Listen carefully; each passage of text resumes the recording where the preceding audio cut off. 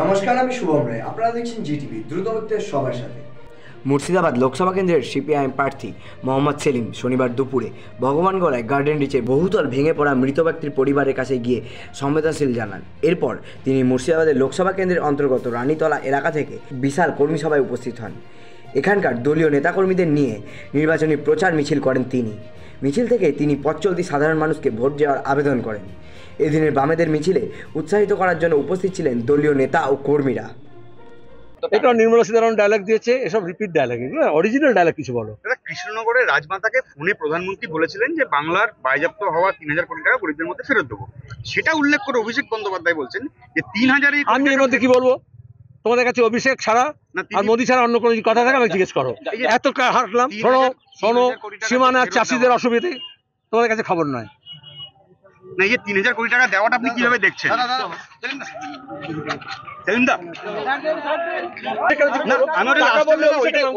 টাকার সঙ্গে অভিষেকের নাম আসে কেন? ঠিক আছে, আচ্ছা, এই যে ৩,০০০ কোটি টাকা যেটা ফেরত দেওয়ার কথা বলছেন, সেটা নিয়ে আপনারা কি বলবেন? প্রথমত কার টাকা? বাংলার টাকা। ইডি কেন তুললো? কারণ তৃণমূল চুরি করলো। তৃণমূলকে চুরি করতে দিল কে? বিজেপি। অভিষেককে ধরছে না কেন? BJP, RSS. সুতরাং ওদের মিলিভাগাত। ইলেকট্রাল বন্ডে যেরকম বিজেপি তৃণমূল ভাগ করে টাকা নিয়েছে, সেটা থেকে আড়াল করার জন্য এসব কথা বলছে। তো তার আগে চিটফান্ডে টাকা ফেরত দিয়েছে? কত টাকা উদ্ধার হয়েছিল? ফেরত দিয়েছে?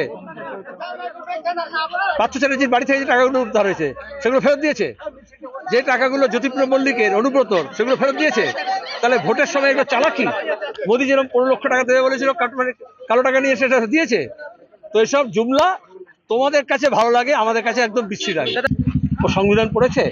সংবিধানের অনুযায়ী রাজ্য কেন্দ্রের তালিকা আছে, তার মধ্যে 85 নম্বর ধারা হচ্ছে কেন্দ্রের তালিকায় লেখা আছে যে পরিযায়ী শ্রমিকদের ব্যাপারে দায়িত্ব হচ্ছে কেন্দ্র সরকারের। একটা রাজ্য থেকে অন্য রাজ্যে গেলে ইন্টারনাল মাইগ্রেশনের দায়িত্ব কেন্দ্র সরকারের। এই এত অপদার্থ বিজেপির নেতা যে সংবিধান পর্যন্ত পড়েনি, তার জানা উচিত যে কেন্দ্রের তালিকাভুক্ত ব্যাপারে সে কি করেছে।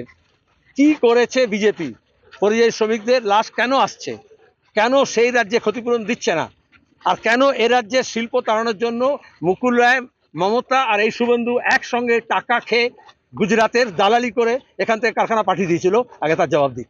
আপনারা এতক্ষণ দেখছিলেন জিটিভি, দ্রুতগতিতে সবার সাথে।